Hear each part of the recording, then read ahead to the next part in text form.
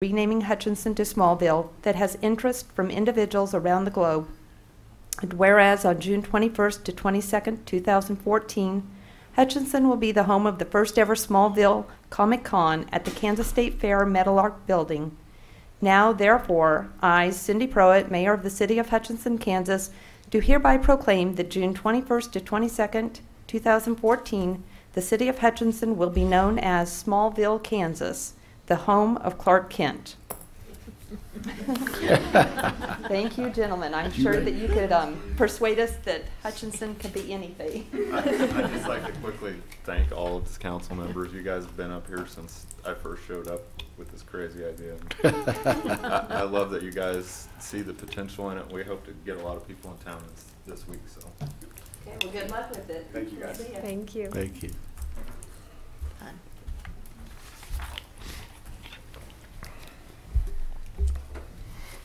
Next item, please. Item 6A, YouTube presentation.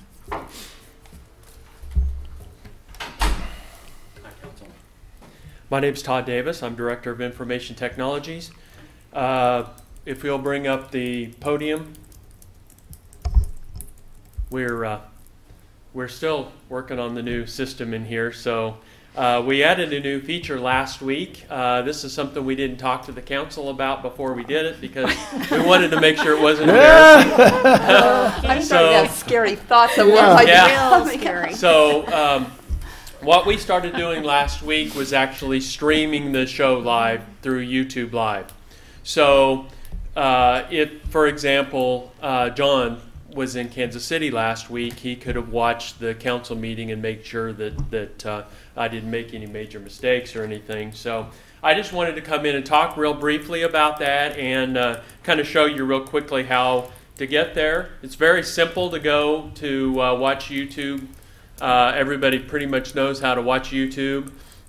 And we're just the City of Hutchinson as a YouTube user. So I was going to take you over to the YouTube page and show you that we're streaming now. However, this isn't 100% because I've never done it exactly this way before. So it's always fun to come up with new stuff in a live council meeting. Oh, so the previous one. For some reason, it's not showing up here. So presentations sometimes can be less than high quality. But if you go to City of Hutchinson on our YouTube page, generally you'll find the council meeting, which is live now. That is the what you saw there. Let's go ahead and click on that. And my browser doesn't recognize this video format. This is awesome. I love it. Okay, so anyway, had I clicked on that and had I been able to set it up in advance, I would have. Let's get out of that because it makes me unhappy. This is my fail. So anyway, we're going to go back to the logos on the TVs so my embarrassment can end. But youtube.com/user/City of Hutchinson. And you can watch the council meeting. They record it, so it'll be put in the on the list as just like last week's meeting was if you wanted to go in and see something about it. Now, one thing you got to remember about videos of council meetings, those are not records. In other words, the minutes are the record of the meeting, not the video. And so the video is subject to deletion at any time. And so you can't use that in court or anything like that. So those videos will last probably 90 days and they'll go away. Okay? Good. So thank you. Well, that's good to know there's an end in case we... Do you have comments enabled, Todd? Glad they're not out there Todd? for perpetuity. Are there comments enabled? Comments are enabled at this point. Okay. If for some reason they get ugly, they won't be enabled. But so if people police themselves, we'd love to leave the comments on. Okay. So, but if there's a bunch of expletives in there and such, we won't allow that. We're a pretty so. Nice group. I don't Yeah. anticipate that happening. Well, and one thing to remember is we don't ever edit. So, you know, if somebody's up here, you know, with nonsense, and we haven't called the police on them yet, that'll be on YouTube. So. Well, I don't think I've ever seen us call the police on anybody at the podium. But I have. So let's hope that's not. Yeah. So Well, I'm just thinking that means we need to sit up straight. Well, it's kind of funny because you can watch yourself. So when you do things like cough into the microphone, or when you lean over to have a chat with your neighbor, you know, and you put it on the mic, those kinds of things, you know, you pick up on those issues which you don't normally see if you're watching on live TV. This is also in high definition, which means the quality on YouTube is way better than it is on way better than it is on TV. Great. Because that's standard definition. So no, we did not budget to Hair and makeup. We don't put credits at the end, thanking them for doing your hair or whatever. So No stylists. I'm not really sure this warrants a thank you or. Yeah, or a condolence. Yeah. well. Jade asked for it. She pulled the trigger. So Oh. Community if you want Foundation to asked throw me for somebody live under the- streaming, so that was not my idea. Credit We've been goes to working on it them. for over a year. So Great. yeah, Thank you. thank you. Thanks, Jade. Not my fault. Blame Aubrey. Well, don't let it stifle your free flow conversations. Okay, looks like our next item up is oral communications from the audience, and this is a time that we let anyone in the audience come up and address the council. We ask that you limit your comments to no more than 5 minutes and to items that are not otherwise on the agenda. And if you would like to come up, please state your name and address. And don't let the fact that you'll be on YouTube discourage you. In high definition. Yeah. Hi, good morning, council members. Some of you know me directly. I'm Ron Williams. I'm the chairman of Hutchinson Festivals, and I've met probably half the people in the room directly and worked with a lot of volunteers in the past few years as chairman of Hutchfest, including Merrill this year. I think was the first time we met in person. But I'd personally like to reach out to the city of Hutchinson and the volunteers and the I guess you'd call them the sponsors, the donors that were involved this year to put together Hutchfest, including 2 weeks ago, I did watch the stream of the council meeting online, and I saw that the Hutchinson fireworks, the request for amenities was brought up and discussed, and I missed that meeting. I was planning on being at this one, not that one. But thank you guys for contributing to the Hutchinson fireworks, and I'm just the guy that's coordinating the event. So I've had a lot of, speaking of comments, last night an article posted on the Hutch News, and forgive me for being nervous. There's an op-ed opinion about Hutchfest and our chaos or our disorganization in putting together Hutchfest again this year. And a lot of the comments were both positive and negative. I've heard a lot of good things, and I've heard a lot of bad things over the years. And frankly, the people that have an opinion about an event that's an annual thing, if they would like to be involved, feel free to come down to our meeting tonight, 6 o'clock, at the Chamber of Commerce, and we can talk about it. Okay, well, forgive me for being nervous, but we do have an event planned for July 4th this weekend, or not this weekend, that's the Smallville Fest. The July 4th weekend, we have a fireworks show, which is a park and watch fireworks show that we've worked. It's as big as ever, and thanks to the City Council and Midwest Ford and Toyota Superstore, and Melinda and Matt Bratz at Bretz & Young Injury Lawyers stepped up this year and helped match some of the funds that we needed to put on a full-blown fireworks show this year. And so we have that show planned for the July 4th. The public's invited to park on the Severance side of Lot C, as well as lots A and B will be open. And the show will start at 10 o'clock, but we're going to open the parking at 8 o'clock. So if the city wants to come out and watch the fireworks show, it's as big as ever. Last year was the biggest show we've had in probably 5 years. So the comments online about how the fireworks show is less in quality than it's ever been, it's not true. We have a great fireworks show planned. We also have worked with the community college and the new incoming president, Carter File, worked with me personally to allow us to use the sports arena parking lot and the practice field at HCC, which is a great facility. It has power, it has water, it has a lot of grass, trees. So we're going to put some Hutchfest activities on July 4th and July 5th at the junior college, and we're working on details. And after the meeting tonight, we'll release the full schedule tomorrow. And we're going to have inflatables. We're going to have a sidewalk sale, community expo stuff that we've always had. And I think the Hutch Fest and being in charge of it, obviously not a good public speaker, but I'm really good in one-to-one conversations. I've worked with 20 to 30 people this last week and probably 30 or 40 the week before that on coordinating events and coordinating donations and coordinating, you know, rentals of this and rentals of that and entertainment. I've worked personally with some people in the room to try to book entertainment, and it's a big task. And if people want to be involved, we could use all the bodies. So we're down to 4 active board members, 2 or 3 that still communicate, but we're struggling as a group. So I'm willing to hand it over to somebody next year if they want to help and take that over. So again, we will also open up Salt City Splash on July 6th, which is a Sunday, from 7 to 9. And last year we had over 800 people come to Salt City Splash to swim for free. It's a free swim night. And we also last year gave away 200 hot dogs. We cooked 200 hot dogs and chips, and we had ice cream out there from Mel Hamilton. And this year we're going to give away some kids' outdoor activity bags like baseballs and gloves and frisbees, and we're going to be giving those away throughout the night. But we're going to bring 300 hot dogs this year, and somebody had a bright idea that if we cook 300 of them and we have 600 people show up, we can just cut them in half. So I thought that was a great idea.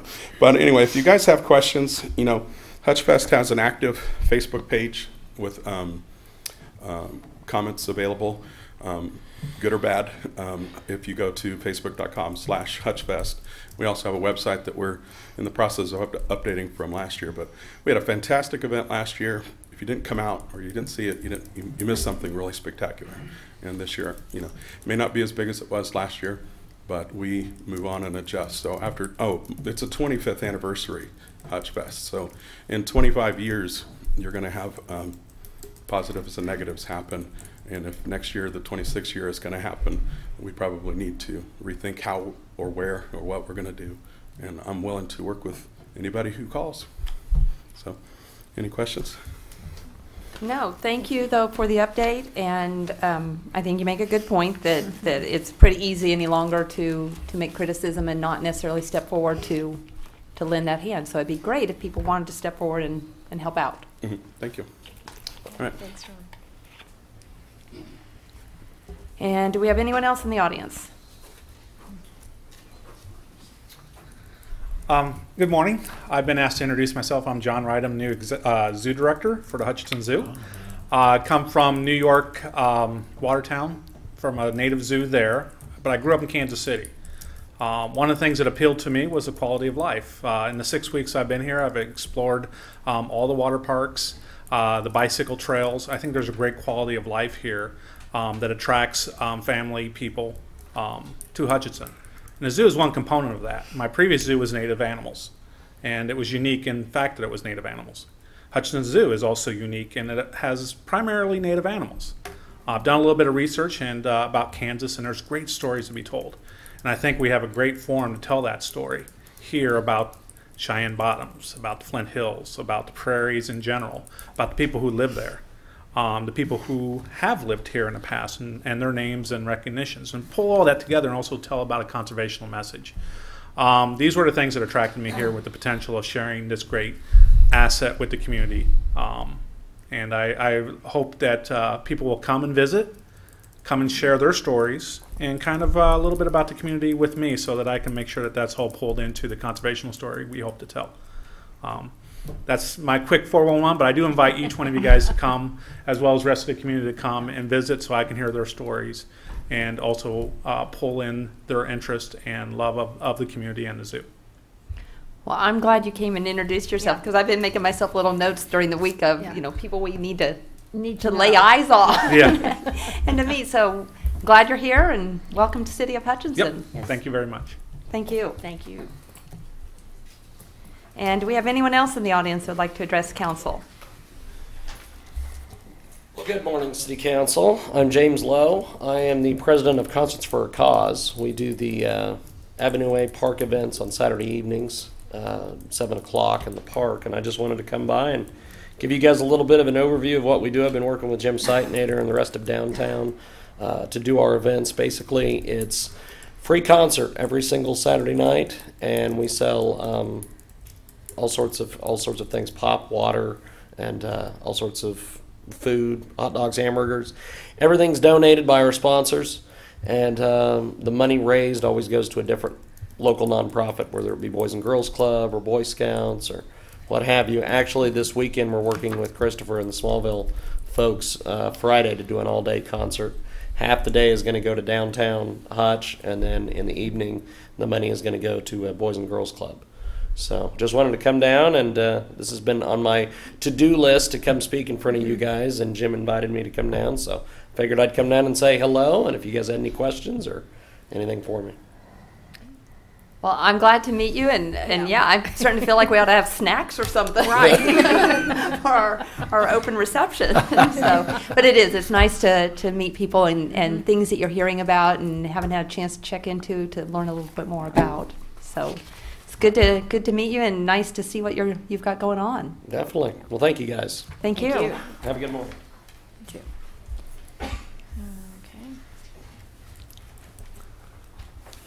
Good morning, council, public. I'm here this morning. First of all, I'd like to say we're very fortunate to have John Wright on our staff. I'm Craig Morrison, the Assistant Parks and Facilities Director. And I was on the interview board when we brought the applicants in, and John was very highly recommended. And we're fortunate to have him on our staff. He's had some conversations with me, and we've discussed some of the issues and some of the ideas that he's got, and I think he's really going to move forward with the zoo and show some positive things. Also, I would challenge those folks out there in the public that think there aren't things to do in Hutchinson. If they're watching this morning, I've seen quite a few things to do in Hutchinson. Yes. So, and with that, I would also like to announce and remind the council that this Friday we are having the grand opening of the Wynwood's Enchanted Playground at Orchard Park. And we're very fortunate to have with us this morning Lucinda Pelagian, her husband Craig, and herself made a very generous donation to make that playground possible. And it basically spearheaded the project that we currently have at the Rivers Bank Orchard Park. And with that, I would like to introduce Lucinda and let her have a few words. Good morning. I'm Lucinda Pelagian, and I first of all would like to thank you guys for your support through this whole process. When I came up with this idea a couple of years ago, I'm not even sure exactly when it was. Probably 4, because it was when I was still mayor, and I'm back again. I know. And you were the first phone call, because I remember calling Shane's, and I'm like, how do I build a playground? What do I do? And they're, giving me ideas, and I was like, well, I'm just going to call the mayor. I didn't know who else to call. But I am beyond excited for this opening. It's been a long time coming, and I want to personally thank Craig and the entire staff, everybody who has worked so hard pulling this together. And I know that my contribution is for the playground itself, but it could not have been possible had it not been for the city coming together and bringing in the infrastructure that was necessary, because I happened to choose the one location in Hutchinson that had nothing. There were a lot of other choices that we had, but it's an amazing park. The playground is awesome, and I just would, I'm so excited to have everybody. I hope we have a good turnout, that everybody will come and really enjoy this playground for years to come. I think they will, and I've heard a lot of positive anticipation of getting to get up there and play on that equipment. So I think it's I've going kind to of be. snuck in a few times and tried everything out. I think it will be a really welcomed addition. Yeah. Now that's at 10 o'clock this Friday, Craig, and that's open to the public? Yes, Is that right? I was going to announce that it will be open to the public, and it starts at 10 o'clock. The official ceremonies will go from 10 to 12, but it's a playground, so they can hang around just about however long they want. Also, there's entertainment planned. We have several types of entertainment.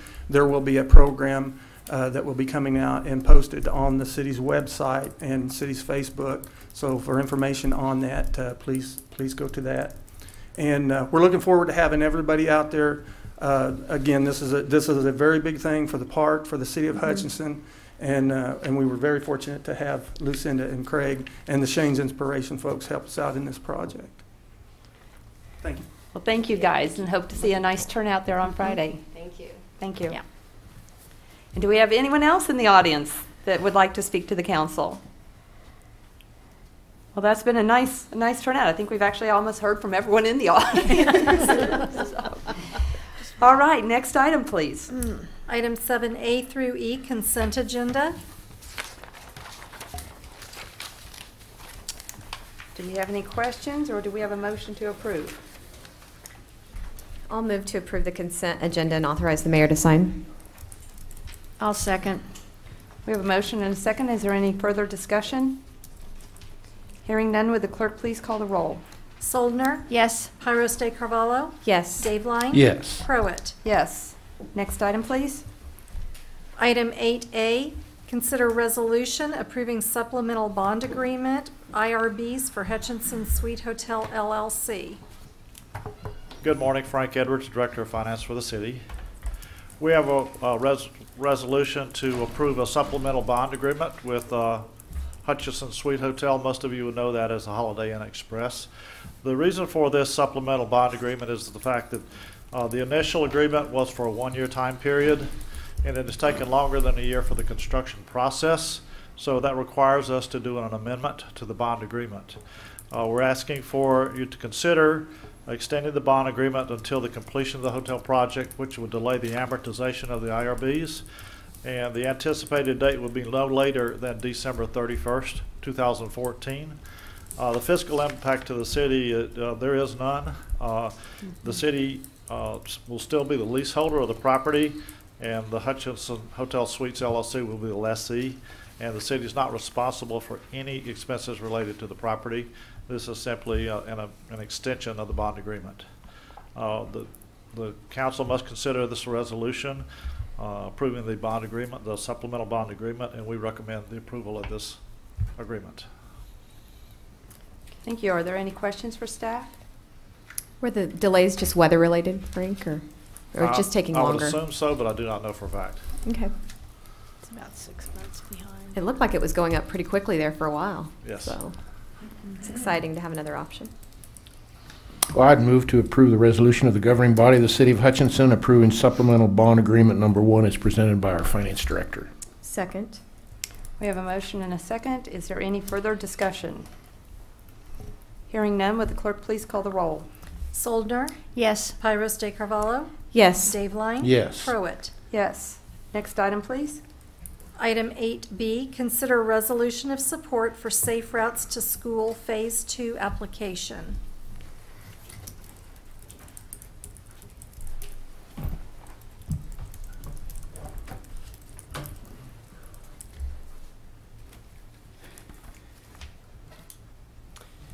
Good morning. My name is Brian Clennon. I'm the Director of Engineering.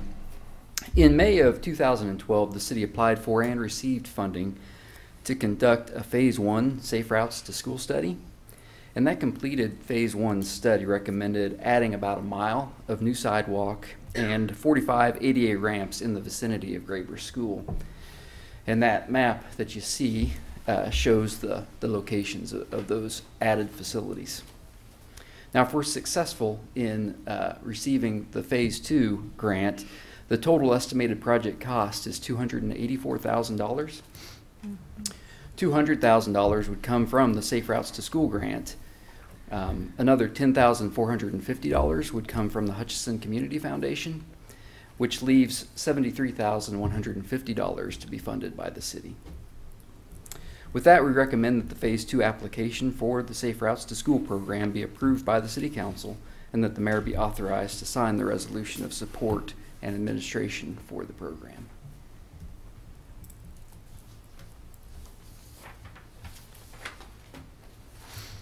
And I'm sorry, Brian, could you tell us again exactly what the second phase entails?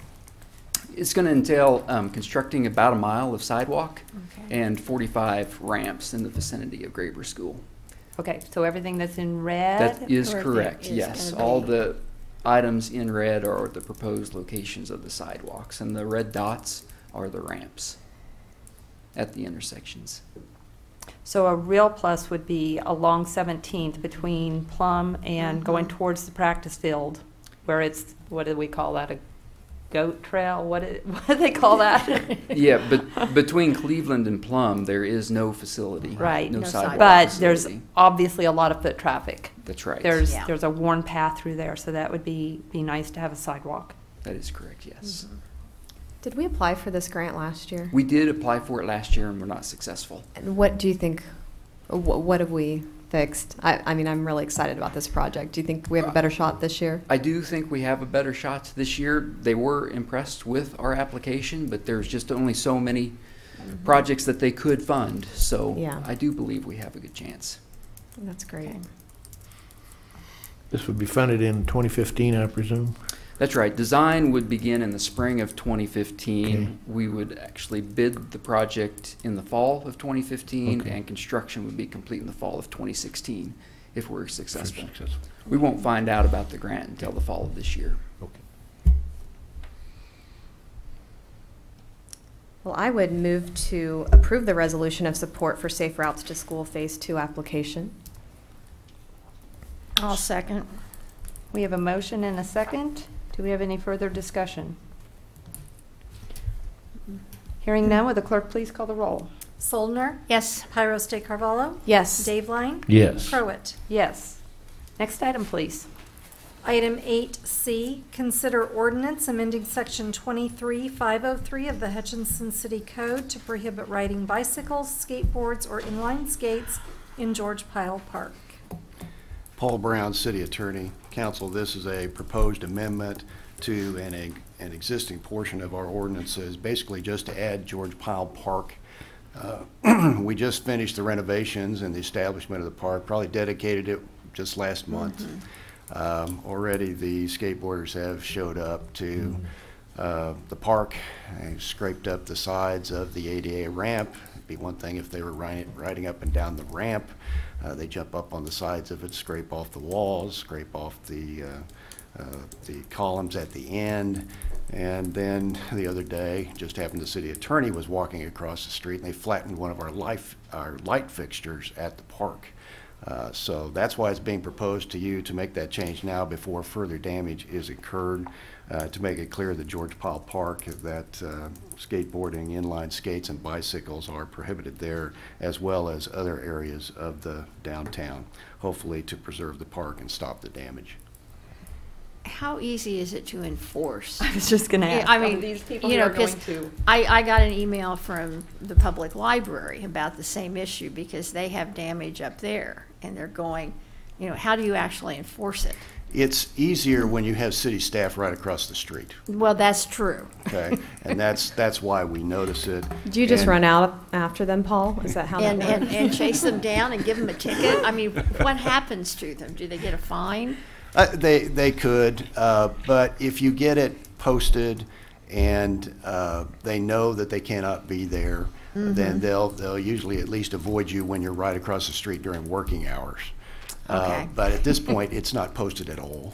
Okay. And it's also kind of interesting that, you know, prior to the renovations, we really didn't have any skateboarders over there. And we renovate the park and they show up. So this will make it clear. It also makes it easier for law enforcement when you do have to call them, that it is posted and it is clear that you cannot do it there. And yes, I've received other comments and other indications it's a problem elsewhere.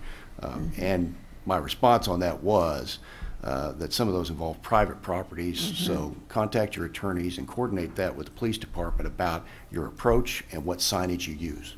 Okay. Paul, I read this in the packet, and it is truly unfortunate because it's such a beautiful park, and I know that so much time and money was invested in making it look that way. But I really hesitate to criminalize what I consider as play, especially in light of the conversation we had last week on the CIP tour about the lack of playground amenities in this very area of town. And I'm not saying that that's playground equipment, but I think that young kids in this town could be doing a lot worse than riding their skateboard and their bikes on public sidewalks and in public parks.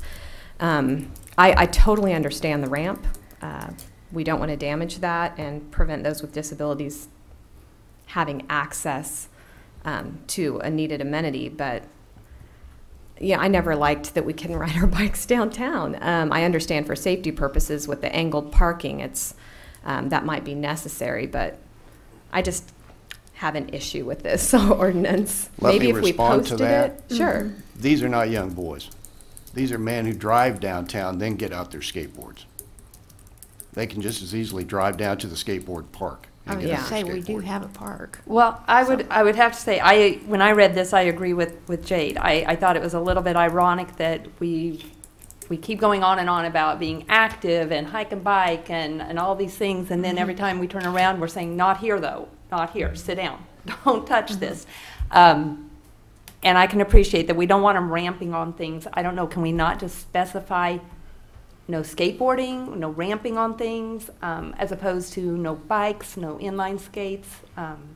You have to address all the problems, because if you don't address them, then they come with the other things. We get just as much criticism. What damage would riding a bicycle through a park? The BMX bikes that they jump up on the same items. Could we not post a sign about no jumping? I mean, why do we have to make it a law, I guess? I mean, I feel like if we treated people with respect and said, hey, we spent a lot of money on this for everyone to enjoy, maybe we would get respect in return. I don't know, I really take issue with this, and I can't support it, but that's just my 2 cents.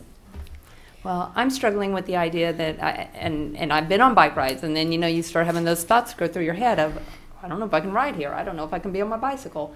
You can ride right down the street. Well, not if you have young children with you. It's not a real good idea to be riding out in the street. So I just struggle with it. We keep encouraging people to be active, and then we put limitations, and you can only do it in this vicinity and in this capacity, and, you know, we're just, I don't know. And I guess I find it hard to believe that if you post a sign, the kind of people that are going to ramp and tear things up to begin with are going to respect that rule. Paul, does it appear to be the vandalism or the damage by skateboards or inline skaters versus skateboards. Bicycles? It's skateboards. That's it's what the I've seen. skateboards. And it's because they're ramping it. So is there a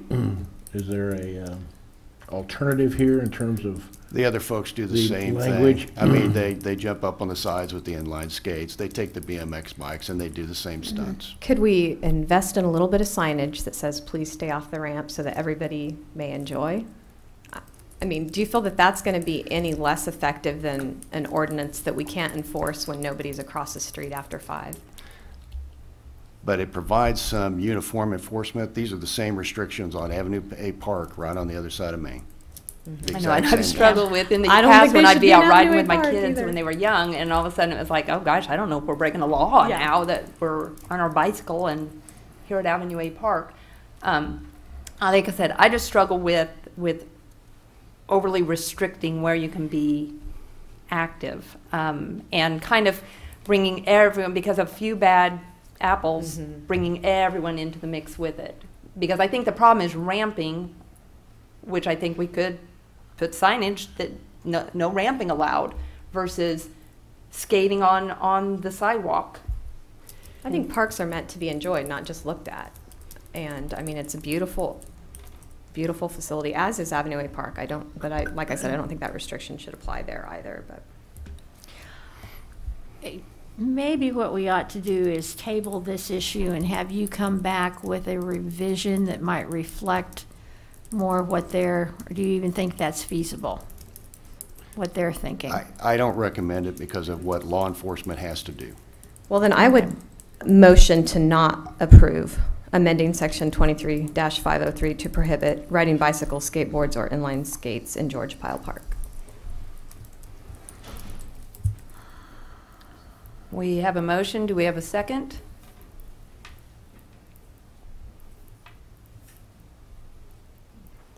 To move things along, I will second it. So we have a motion and a second. I'd like to know, maybe from law enforcement, if they come by and people are ramping and therefore destroying property, are you able to take any action?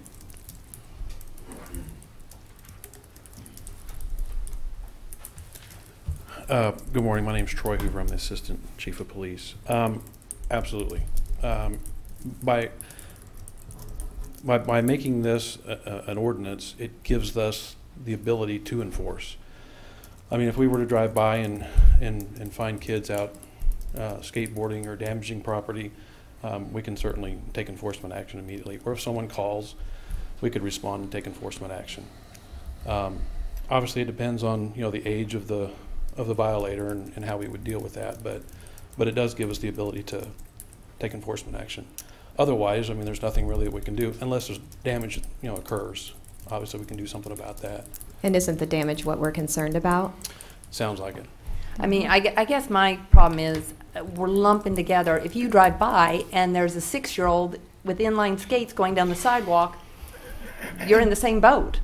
You're going to be stopped by the officer and told you can't do that or cited. In all reality, it just seems like an overreach. Yeah.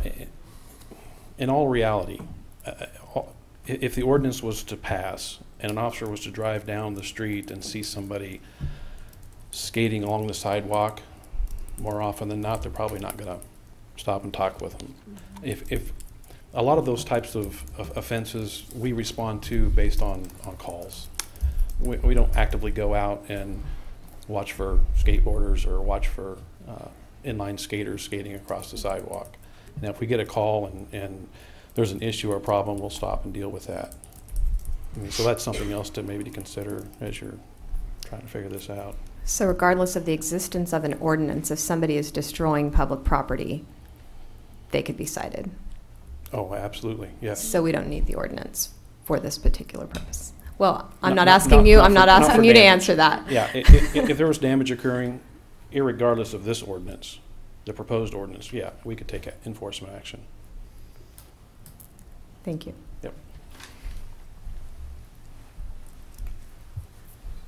So I would still like to know if we can't make an ordinance for ramping only versus lumping everything. And I think there are people who, even if you say, well, no one's going to stop you for skating down the sidewalk in a normal manner, I think there's people who don't like the feeling that they're still breaking an ordinance. I just don't know that we should be making rules and then saying, well, we'll ignore parts of our rules, but we'll enforce other parts. So I guess that's where I'm standing on this at this point. Could I offer a comment, Mayor? If we limited the no skateboards or bikes on the ramping, then obviously, in my view, we would have to place the signage near the ramping. And that causes probably another concern, because what I have found since the park has been finished is that it's a very picturesque park, and people are holding weddings there. They're doing senior pictures, prom pictures, and that's probably not a signage that you want showing up in your picture. If you were barring the skateboards and the bikes and so on, generally for the entire park, then the signage would probably go on the perimeter of the park and not right next to the ramp itself. But it seems like what you're describing, Cindy, is destruction of public property, which is already covered under current ordinances. Right. And it would just be a matter of does the officer view just doing the action as being destroying, or is he waiting for full destruction? And as far as, I appreciate, I mean, the park is beautiful, and yes, we spent a lot of money doing it. I keep having a thought run through my head that when I was a kid, it was often you'd go to people's homes and they'd have plastic over their furniture. That's exactly what I thought when I read and this. I keep thinking of that idea of, it's pretty, but you can't touch it. You can't go in there. Don't sit, don't touch, don't play. And I guess I'm not liking that feeling of it. So anyway, we do have a motion and a second. And if there is no further discussion, would the clerk please call the roll? Does anyone need the motion reiterated? Because it is not as it is written here. It's a negative motion, basically. Not approve. Correct. Okay. Would the clerk please call the roll? Soldner, No. Pyros de Carvello, Yes. Dave Line, No. Prowett. Yes, we've got a problem, don't we? We need another person. Bob's in Brazil. So, Paul, what do we do when we have a tie? Actually, nothing happens. The motion's not approved, nor is the motion approved. Okay, so it's just kind of a dead motion? You died. And do we Yeah. bring it back when we have enough council members, or is it just a dead motion unless city decides to bring it back?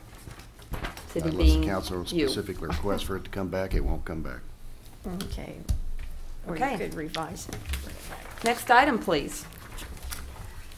Item 9A, consider approval of grant agreement with Kansas Department of Commerce for housing rehabilitation. Good morning, Irene Hart, your Housing Program Manager.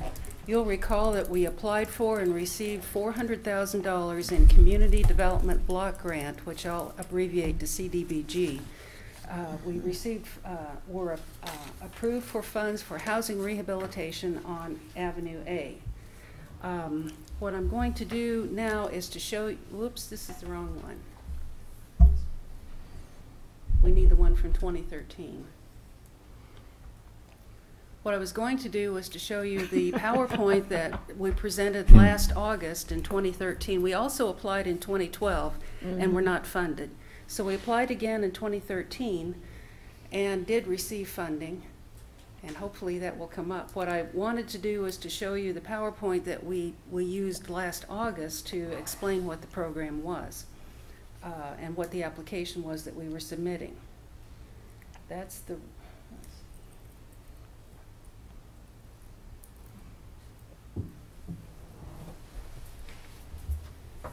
We applied for $400,000 of Community Development Block Grant funds. The purpose of the application is to assist low and moderate income residents in home rehabilitation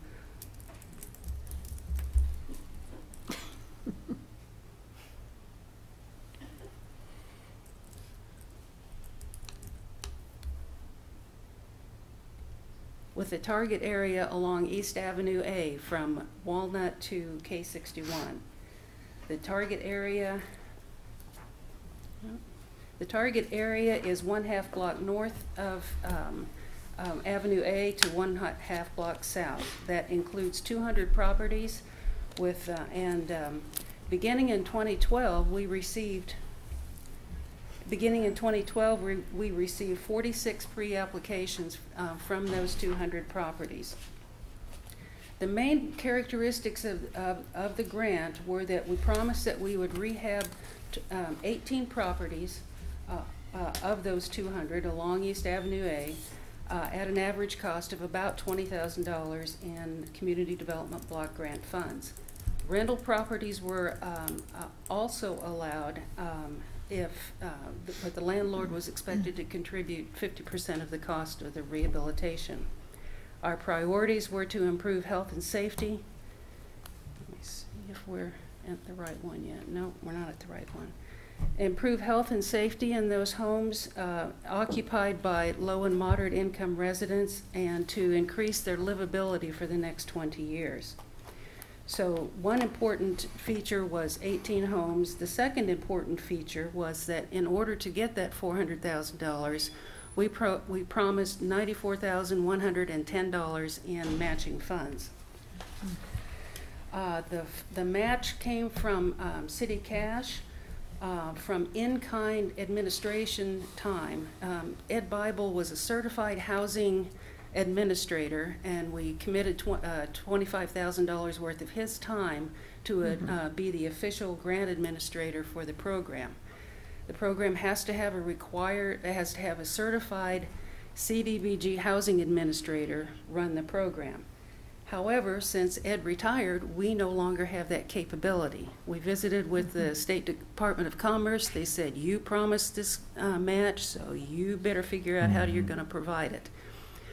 We talked internally. We found the funding so that we could contract with a certified housing administrator agency, which you'll see the contract a little bit later. So the difference in the application is one, instead of providing $25,000 worth of in-kind match. It will provide another $25,000 in cash match. This was presented to you on August 20th last year. The awards were announced April 10th. And on April 29th, we went to Salina and received the contract, which is before you today. So there's some background, and we ask for your approval of the agreement with the state of Kansas that says that we'll do 18 houses at least along East Avenue A, and that the total match will be $94,110, of which the city will contribute about $50,000. And I'd be happy to try to answer any questions you might have. My only question, I completely support the the approval here. The $25,000 cash, what fund did we fund this, or will fund this $25,000? That I don't know, but we have we have 2 years to okay. acquire that. Those dollars for this year will come out of the planning department budget, since It's we out of have the a salary savings. Planning department budget. Okay. Right. All right. That's all I needed to know. Irene, I just wanted to applaud your tenacity on this project and that of the planning, the rest of the planning staff and the Housing Commission, because I know that it's a frustrating process to apply and then have to apply again and then lose your grant administrator. And Ed doesn't really enjoy retirement that much, does he? He might be interested in coming He's back. smiling a lot more now than he was before. Do we have anybody in training, perhaps, working toward this certification? No, we don't. It's a 2-year process. They offer training for the general administration certificate 1 year, and then the housing one the next year. So by the time we got there, the grant would be over. Well, I know, I was just looking down the road, thinking maybe we should have somebody in-house. I think Jana's looking for 2 people right now, right? You're We running have 2 on. people hired. They haven't started work yet, but they're both prime candidates for this opportunity. Well, wonderful. Okay. Wonderful. Always believe in professional development. So, All right, do we have any further questions, or do we have a motion? I would move to approve the grant agreement with KDCH, or Kansas Department of Commerce, for housing rehabilitation. Second. We have a motion and a second. Do we have any further discussion? Hearing none, would the clerk please call the roll? Soldner? yes. Pyros de Carvalho? Yes. Daveline? Yes. Pruitt? Yes. Next item, please. Item 9B, consider certified CDBG grant administration services contract. Since we needed to obtain a certified housing administrator, we followed the state's required procurement procedures, sent out requests for proposals to the 5 area grant administrators. We received 1 proposal back. We received permission from the state to contract with that 1 proposal. So what you see before you is a contract with SCED, South Central Kansas Economic Development District, to become provide the grant administration services. We've contracted with them before. They do a satisfactory job. We evaluated the proposal, and we feel confident that they will do a good job keeping us honest on this project. Keeping us honest, making sure that we conduct the program according to all the rules and regulations. Right. That's what I meant. Yep, we understand. Okay, I will move to approve the contract with SCED for the grant administration. Second. We have a motion and a second. Do we have any further discussion? Hearing none, would the clerk please call the roll? Soldner? Yes. Pyros de Carvalho? Yes. Daveline? Yes. Pruitt? Yes. Next item, please. Item 9C, consider 2014 Community Development Block Grant Housing Rehabilitation Plan. You know, we put all that work into developing the application twice, and I thought, hooray, we got funded. But then there was even more paperwork. I told you we went to a technical assistance meeting in Salina where we got the contract. We also got 600 pages of guidelines and regulations. And part of that was to develop a housing plan, a housing rehabilitation plan that specified how we would conduct the program. What you have for your consideration today is that housing plan. We need to submit that and some other documents before we can actually receive the award. There are, just to orient people, there's 14 different categories, such as standards for rehabilitation, how the financing will actually be done, the bidding procedures, the type of materials that can be used in the home repair, the application forms, the guidelines for contractors who will be bidding on doing the rehabilitation work. So that's occupied a great amount of my time for the past 2 or 3 weeks trying to write our housing plan.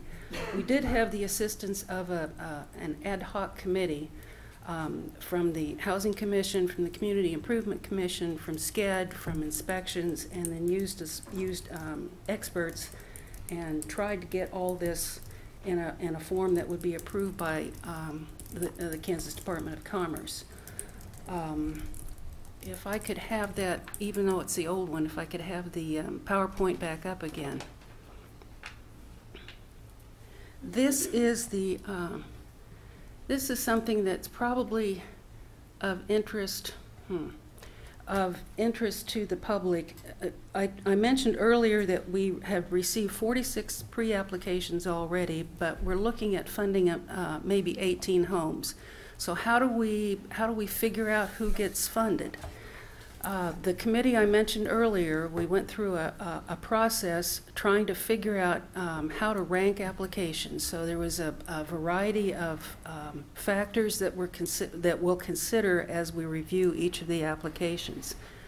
The first one has to do with, let me find my form. I'm sorry that's not as readable as it could be.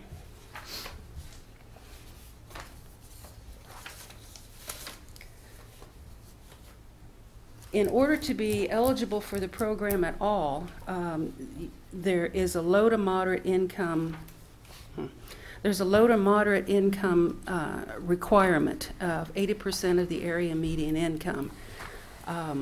We felt that if your income was below that, your opportunities to be able to rehabilitate your house on your own were limited. So we gave some additional points for lower income residents.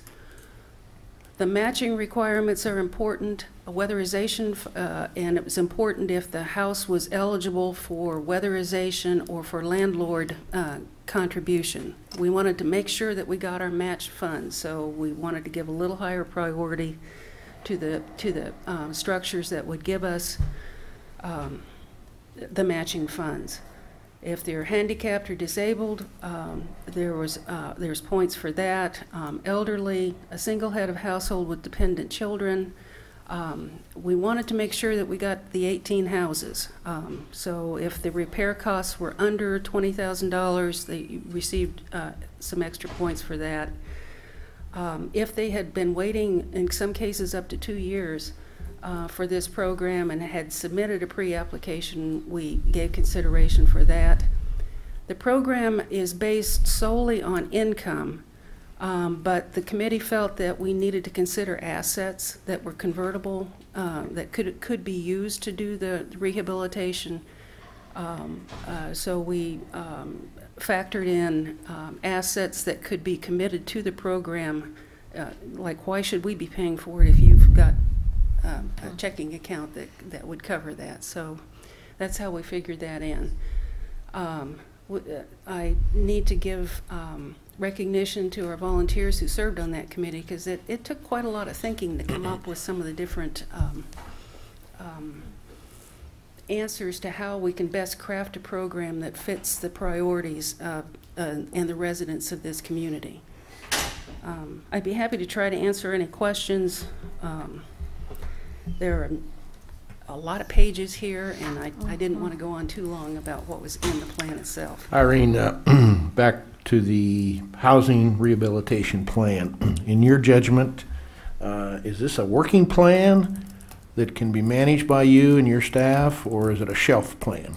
Oh, this is an operational plan. This is an operational plan. Right. after they. And you're comfortable with your ability to manage this plan? Once we have our additional people on staff, All right. Then we'll be able to do so. Are they coming this month or? Jana? Good morning, Jana McCarran, Director of Planning and Development. Yes, we have one person who will be starting June 30th, Miss Amy Denker, and we'll be bringing her by and introduce her to you. And the other's coming from Connecticut. His name is Justin LaFountain, and he will start July 21st. So we're very excited to have staff to help out. And I wanted to thank Irene for all of her hard work on this plan.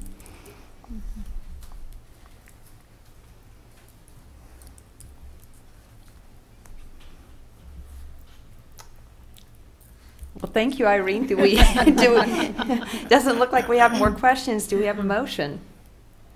I would move to approve the 2014 CDBG Housing Rehabilitation Plan. Second. We have a motion and a second. Is there any further discussion? Hearing none, would the clerk please call the roll? Soldner? Yes. Pyros de Carvalho? Yes. Dave Line? Yes. Pruitt? Yes. We'll now submit this to the State Department of Commerce. They will review it. I'm sure they'll find something that they'll want tweaked. And if it's insignificant, we'll do that. If it's significant policy change, then we'll be back before you. Okay. Thank you. Thank you. Next item, please. Item 9D, consider report of bid opening for Oxford Point improvements.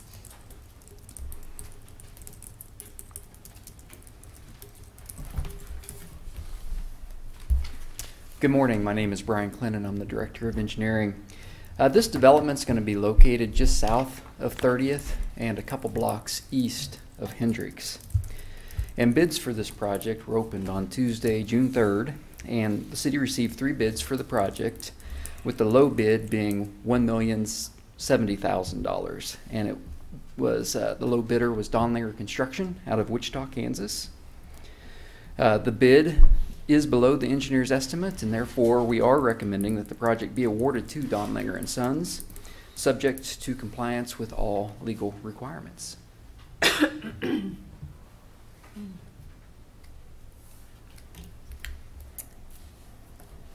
I would move to approve awarding the project to Donlinger and Sons, subject to compliance with all legal requirements. Second. We have a motion and a second. Do we have any further discussion? Anything you want to grill Brian on? Anything that comes in under is good. Yeah, is good news. Yeah. Mm-hmm. All right, hearing none, would the clerk please call the roll? Soldner? Yes. Pyros de Carvalho? Yes. Dave Line? Yes. Pruitt? Yes. Item 10, report of city officials. And we'll start down there with you, Nancy. Nothing.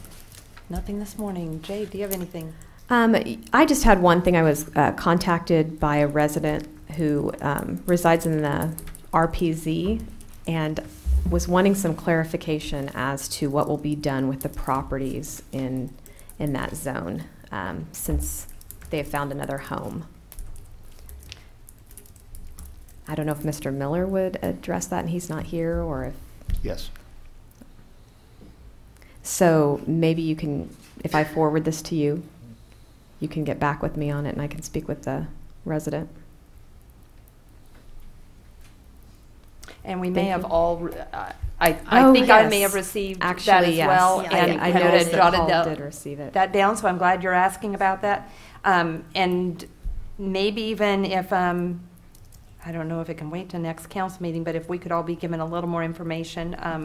Some of the things I read, I'm not sure, I didn't just have more questions or get a little bit confused as to whether this is something that's imminent going to happen to them or not, and whether what the homeowners' options are and what they maybe should be doing. Yeah. Certainly. We'll try to get more information for the council as well. Okay. Thank you so much. That's all I had. Okay, and John? Nothing this morning. All right, and I don't have anything this morning either, so we'll turn it over to Merrill. I don't have any particular items, but I would request an executive session for personnel matters, and therefore request a motion to recess into executive session for the purpose of discussing personnel matters of non-elected personnel until 10:45, at which So- time no binding action shall be taken. So moved. Second. We have a motion and a second. Would the clerk please call the roll? Soldner, Yes. Pyros de Carvalho, Yes. Dave Line, Yes. Prowett. Yes. Thank you, and watch us on YouTube. That's really kind of a scary thought.